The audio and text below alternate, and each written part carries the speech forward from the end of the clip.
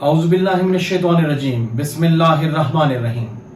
درود و سلام ہو حضرت محمد مصطفیٰ صلی اللہ علیہ وآلہ وسلم پر، ان کی پاک آل پر، ان کے اصحاب پر. آج 4:30 بجے عمران خان صاحب کی ایک پریس کانفرنس تھی.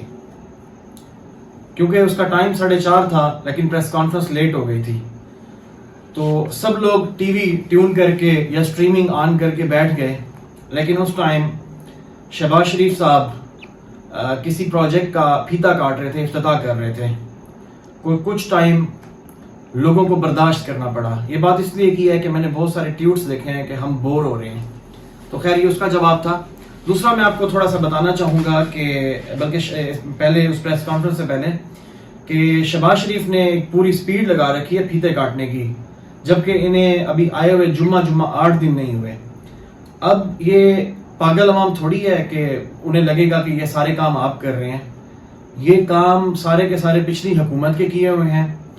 اور بلکہ آج آپ کی دستار سے ہی لگ رہا تھا، جو دستار شہباز شریف صاحب نے پہنی ہوئی تھی وہ لگ ایسے رہا تھا جیسے عمران خان صاحب کے لیے بنائی ہے، لیکن کیونکہ 11th آر میں یعنی کہ سامراج کی وجہ سے، بیرونی سازشوں اور مداخلت کی وجہ سے، کیونکہ چینج ہو گئی ہے، رجیم چینج کے بعد پی ایم چینج ہو گیا ہے، تو اس لیے انہوں نے زبردستی اب اس کو شہباز شریف صاحب کو پہنا دیا. تو تھوڑی سی سپیڈ کم کریں، آپ دوسرے معاملات کی طرف آئیں جس طرف آپ نے لے کے جانا تھا. بلکہ آپ نے کہا تھا کہ الیکشن کروانے ہیں، تو اب الیکشن کی طرف لے کر آئیں معاملے کو.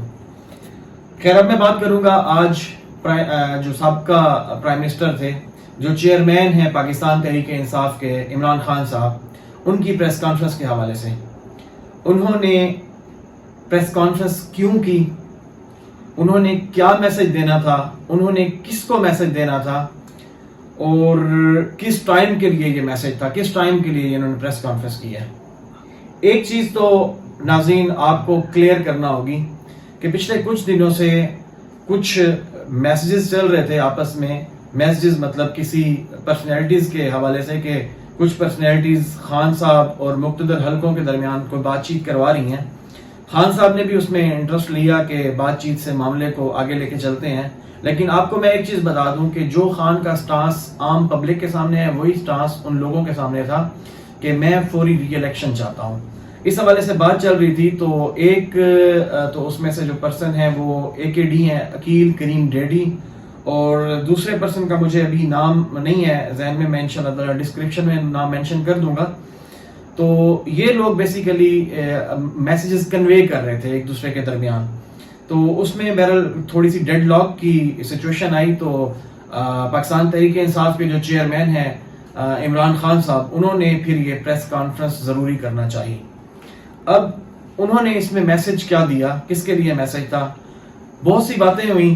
بہت سارے لوگوں کو لگ رہا ہوگا کہ یہ کسی اور حوالے سے پریس کانفرنس ہو سکتی ہے، لیکن میں آپ کو بتاتا ہوں کہ جو میرے انالیسز ہیں، جو میں نے کچھ لوگوں کے تجزیات، بڑے معتبر لوگوں کے تجزیات دیکھے ہیں، تو اس میں مجھے جو سمجھ آئی ہے کہ یہ press conference purely election commission کے لیے تھی.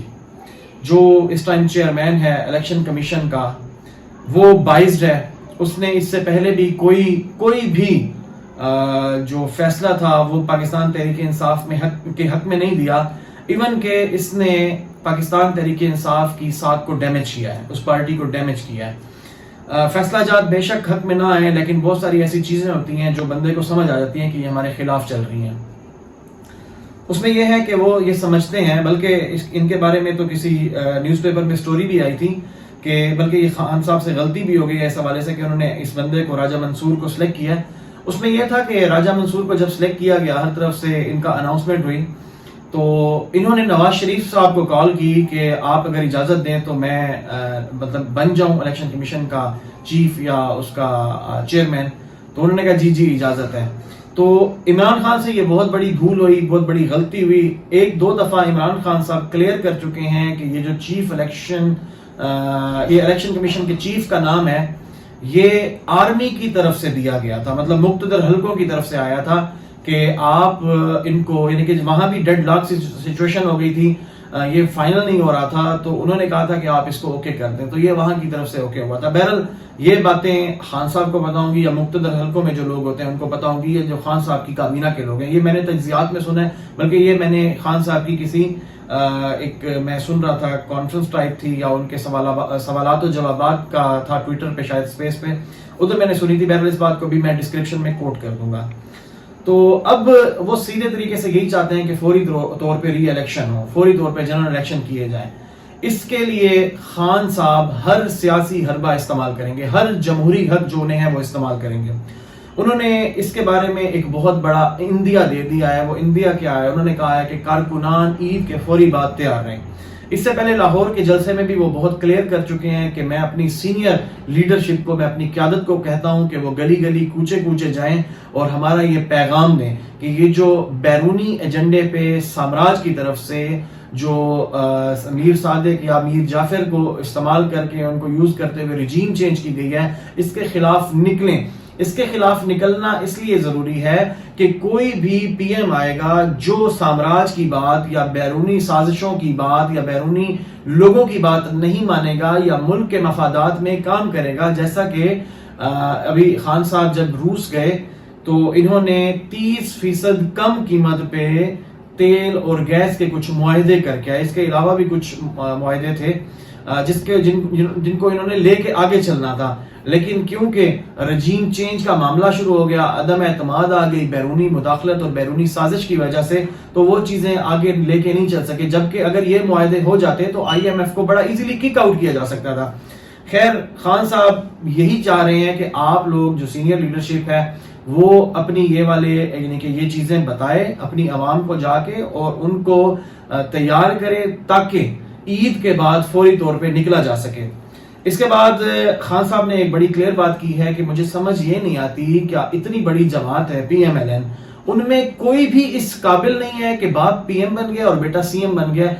کوئی ایسا بندہ ان کی جماعت میں ہے ہی نہیں کریڈیبل کہ جس کو یہ دے سکتے، مطلب اس کو وزیر اعلیٰ بنا سکتے. یہ تو موروثی جماعت بن گئی ہے، یعنی کہ باپ بیٹوں کی جماعت بن گئی، اپنے خاندان کی جماعت بن گئی ہے. حالانکہ ان پہ 40 ارب روپے کے مقدمات ہیں، نیب کے پاس، ایف آئی اے کے پاس ان کے ڈیفرنٹ مقدمے ہیں جن کی وجہ سے ان پہ فرد جرم عائد ہونی ہے. یہ جو پی ایم صاحب بنے ہوئے ہیں امپورٹڈ حکومت والے، ان کے اکاؤنٹ میں پہنچے مطلب 25 ارب آئے تو انہوں نے کہا مجھے تو پتہ نہیں ہے، میں تو اتنا مصروف ہوتا تو ہمیں تو پتہ ہی نہیں چلا کہ ہمارے اکاؤنٹ میں پیسے آ گئے ہیں. تو بڑی یعنی کہ فلش قسم کی یہ سٹیٹمنٹ دیتے ہیں اس طرح کے لوگ، تو سمجھ سے باہر ہیں. حالانکہ بڑے اچھے لوگ ان کی اپنی جماعت میں ہیں، بڑی محنت کر کے آنے والے لوگ ہیں. رانا تنویر صاحب ہیں، سعد رفیق صاحب ہیں، تو ڈیفرنٹ، لیکن یہ کسی کو موقع نہیں دیتے. یہ بالکل موروثی جماعت ہے. اس سے پی ایم ایل این والے خود بھی نکلیں کہ مطلب آپ لوگوں نے صرف وہ درباریوں کی طرح پیچھے ہاتھ پکڑ کے یعنی کہ ہاتھ باندھ کے ٹھہرنا ہے ان کے پیچھے، ایسے چھوڑیں. ان چیزوں میں رہیں گے تو آپ خود تو غلام ہیں، اسے اپنی پوری قوم کو بھی غلام بنایا ہوا آپ لوگوں نے. بہرحال خان صاحب نے ایک چیز بڑی اور کلیئر کی ہے. خان صاحب نے کہا تھا کہ یہ شہباز شریف نے فلور پہ کھڑے ہو کے، پارلیمنٹ کے فلور پہ کھڑے ہو کے کہا تھا کہ اگر مداخلت ثابت ہو گئی تو میں فوری طور پہ عمران خان صاحب کے ساتھ چلا جاؤں گا، میں ان کے پاس چلا جاؤں گا، میں ان کے ساتھ ٹھہروں گا. تو اب جب مداخلت ثابت ہو گئی ہوئی ہے، انہوں نے پچھلے اعلامیے کو جو 37واں اعلامیہ تھا خان صاحب کے زیر نگرانی یا زیر صدارت ہوا تھا، اس میں بھی یہ چیز کلیئر کی تھی اور اس کو ری افرم کیا ہے، اس کو کنفرم کیا ہے، اس کو یعنی کہ تصدیق کر دی گئی ہے. یہ جو نیکسٹ رہے گی جو ان کے اس میں ہوئی ہے، زیر صدارت ہوئی ہے امپورٹڈ حکومت کے جو پی ایم ہے شہباز شریف کے، تو انہوں نے تو بالکل کنفرم کر دیا ہے کہ واقعی بالکل ایسا ہوا ہے. لیکن اب یہ اس کو کسی بھی طریقے سے پیش کر کے اگر یہ کہیں کہ نہیں ایسا کچھ نہیں ہوا، تو یہ میرے خیال میں عوام اب سمجھ چکی ہے، سنبھل چکی ہے. اب وہ آپ کے ان بیروپوں میں نہیں آئے گی اور وہ آپ کی ایسے فضول باتوں میں نہیں آئے گی. تو بہرحال خان صاحب نے یہ کہا کہ جب انہوں نے یہ بولا تھا کہ میں خان صاحب کے پاس چلا جاؤں گا، تو اب جب ثابت ہو گیا ہے تو یہ میرے پاس بالکل بھی نہ ہے. میں ان جھوٹوں سے، میں ان چوروں مکاروں لٹیروں سے بالکل دور رہنا چاہتا ہوں. لیکن یہ عوام سے معافی ضرور مانگیں کہ میں نے بات کی تھی، میں جوش خطابت میں یہ بات کر گیا تھا، جیسے انہوں نے بات کی تھی لاسٹ ٹائم سیلری بڑھانے کی. جیسے یہ بیسیکلی تو پیپلز پارٹی اور پی ایم ایل این کچھ ٹائم پہلے یعنی کہ ابھی عدم اعتماد نہیں آیا تھا تو یہ مہنگائی مارچ لے کر آئے تھے، لیکن مہنگائی خود کرنے لگ گئے ہیں. تو یہ اپنی ہر بات سے پیچھے ہٹ رہے ہیں، اپنے ہر کہنے سے پیچھے ہٹ رہے ہیں. پیٹرول پہلے یہ کہتے تھے کہ خان چوری کر رہا ہے، خان پیسے کما رہا ہے اس میں پیٹرول میں. اب ان کی حکومت بلکہ 90% میڈیا یعنی کہ جب سے بلیک آؤٹ ہوا ہے تو میڈیا بھی شروع ہو گیا جی ناگزیر ہے، ناگزیر ہے. مطلب اب انہیں عوام کا خیال ختم ہو گیا. اب انہیں صرف اپنے وزراء کا، اپنے منسٹرز کا، پرائم منسٹر کا، کیونکہ اب وہ انہیں عشائیے دے رہے ہیں، اب وہ ان کو بریانیاں کھلا رہے ہیں، اب وہ ان کو قیمے والے نان کھلا رہے ہیں، تو اب پورے کے پورے میڈیا کا یعنی کہ 90% میڈیا اب یہ کہہ رہے ہیں کہ یہ ناگزیر ہو گیا، یہ لازمی کرنا چاہیے، ادروائز ملک پہ بوجھ پڑے گا۔ جب خان کر رہا تھا تب آپ کو سمجھ نہیں آتی تھی، اب آپ کو یعنی کہ نظر آنے لگ گئی ہے کہ اب مہنگائی ہونی چاہیے۔ پہلے آپ کو نظر نہیں آتی تھی، پہلے آپ پیٹتے تھے، چیختے تھے، تب آپ کو عالمی مہنگائی نظر نہیں آتی تھی۔ تو بہرحال اس چیز کو سمجھنے کی ضرورت ہے، اور کیا ہوتا ہے آپ لوگ بھی تیار رہیں اس امپورٹڈ حکومت کے خلاف، کیونکہ خان صاحب کا وعدہ ہے کہ انہوں نے الیکشن فوری طور پہ کرانا ہے۔ شیخ رشید صاحب بھی اس سے پہلے کہہ چکے ہیں کہ 30 مئی سے پہلے وہ الیکشن دیکھ رہے ہیں۔ انشاءاللہ تعالی ہم بھی یہی چاہتے ہیں کہ یہ جو حکومت ہے یہ امپورٹڈ حکومت یہ بجٹ پیش کرے یا نہ کرے اس سے پہلے ری الیکشن ہو، بجٹ بھی بے شک آ کے نگران حکومت کریں، لیکن اس کے پیچھے بھی بہت ساری چیزیں ہیں۔ بہت سارے ادارے یہ چاہتے ہیں کہ بجٹ وہ حکومت پیش کرے کہ ان کو نوازا جائے گا، پورا ملک چلتا ہے اس سے۔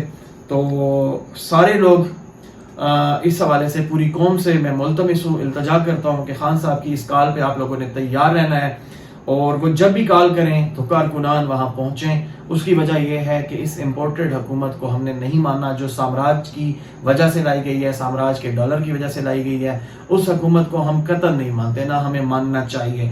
یعنی کہ as a Pakistani, as a خود مختار پاکستان، ایز اے خوددار انسان، ایز اے خوددار نوجوان ہم اس کو تسلیم نہیں کرتے اور نہ ہی کریں گے۔ ہاں فوری ری الیکشن ہو جائے، اس کے بعد جو بھی جماعت اقتدار میں آتی ہے وہ آ جائے۔ ایک چیز میں آپ کو کلیئر کر دوں کہ یہ سارا معاملہ جو تھا یہ ای وی ایم کو ختم کرنے کا تھا، یہ معاملہ اوورسیز کو یعنی کہ جو ووٹ کا حق دیا گیا اس کو ختم کرنے کا تھا۔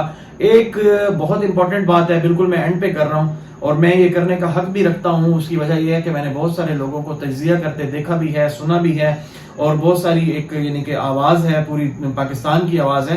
تو میں بڑے محتاط انداز میں یہ کہوں گا کہ ایک تقرر ہونا ہے اس ملک کے بہت important chief of army staff کا، تو اس وجہ سے بھی عمران خان صاحب کو اس گیم سے آؤٹ کیا گیا ہے کہ وہ تقرری نہ کریں۔